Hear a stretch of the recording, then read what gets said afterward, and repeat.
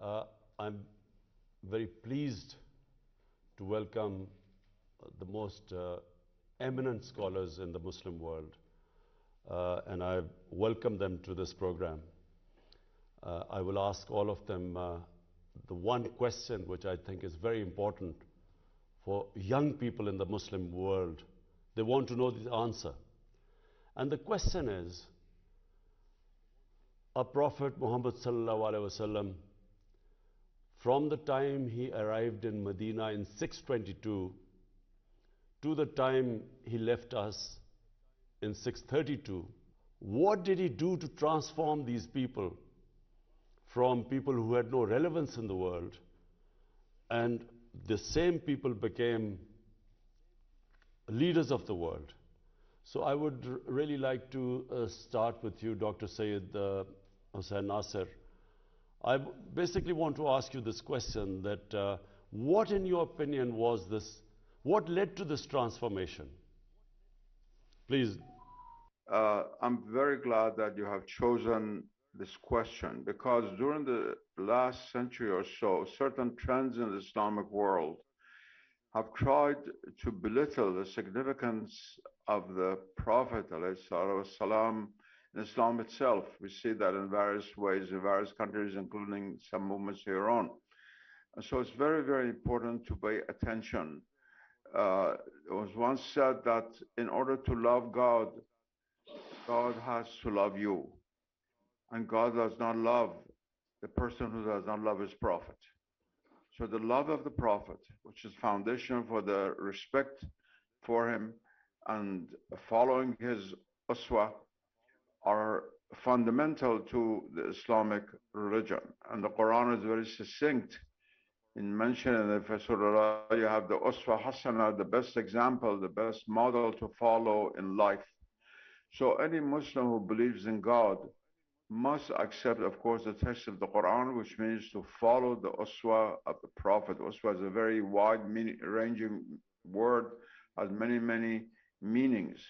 And therefore, the significance of following the model of the Prophet must be always there before us. If we're going to have a revival of Islamic society, we have to go back to following this model, which every generation of Muslims have done since the first century. However, there is a difference that is very important to note. You and I who sit here, I'm sitting here in America, Your Excellency is sitting in Pakistan, we do not have the opportunity to go outside of our house and see the Prophet of Islam. We read about him, sometimes we dream about him if we are blessed. We read poems about him and so forth and so on. We discuss him. The Prophet of God coming out of their house, going to the mosque, in the street, in the souk, to see the Prophet of God, to speak to him. That's unimaginable for us. And that is not an accident. In every religion, around the founder, God places a number of very outstanding people who are chosen through destiny by him to be the carriers of the message of the founder. When the founder of a religion comes, in a sense, heaven and earth meet. It's not the same ordinary situation. The spiritual world somehow descends into our world. I'm just talking like in the apostles of Christ, what role they play in Christianity, follow the Buddha and Buddhism and so forth. In Islam also, all of these were simple desert people. They were people whose heart was pure enough to be transformed by the message of Islam and to be able to give everything to it. They were not great intellectuals. There were a few people like Salman al-Farsi or Bilal or other came from other civilizations and had some contact with other civilizations. But mostly they were simple Bedouin Arabs. But God gave them this both this opportunity and the character and nature to be able to receive what the Prophet was saying. We cannot conceive, we Muslims of the 21st century, what it would mean to hear a verse of the Quran for the first time from the mouth of the Prophet. That's unimaginable to us. But these people were destined to do so. So the period, not only the Medinan period, which Your Excellency mentioned just a moment ago, but also the Meccan period, which is extremely important, although only a small community. It was the nascent community that then flowered in Medina in both periods of the Prophet's life. What the Prophet did, which is significant, was to be able to present the message of God, but also have an audience that was so drawn to him who could hear his message, who give their lives for it, who give their whole thought, transform their language, the way of thinking, and the way of living. The heathenism that exists in the world before it suddenly become the first generation, the first nasl of the Islamic community, of which the Prophet said, "This is the best generation of my ummah." And certainly we always try to draw examples from them.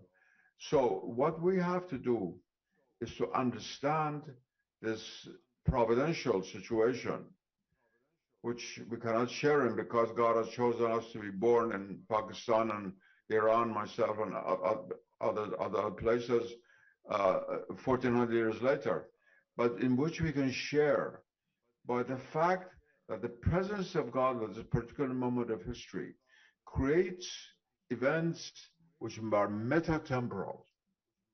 That's why the way the Prophet walked into a house, putting his right foot first, or when he entered the empty room, we say, Assalamu alaikum, we still do inwardly. What creates our character, our thought, our mind, the way we behave, most of all, how we act towards our Creator, towards God, towards the creation, towards humanity, towards the rest of the world of nature. All of this was determined by the Prophet at a particular moment of human history, which for us is the beginning of the Islamic revelation, and especially crystallized in Medina. Because in Mecca, you only had a number of followers of the Prophet, but a small number. Medina is the first Islamic society, the first time in which the teachings of the Prophet are crystallized into structures which continue to this day. They always have been an ideal. They have fallen short in many ways, but the ideal is always there. And it goes back to the Medinan community. That is the golden age of Islam. Not the 11th century when the great scholars like Ibn Sina and Al-Biruni and so forth appeared and that people said the golden age of Islam. No, the golden age of Islam is the first community around the Prophet, the date which Your Excellency just mentioned, in Medina, where the first Islamic society was formed. And as long as Islam is there, which will be until the end of the world, that period remains the ideal for us. We have to learn from it.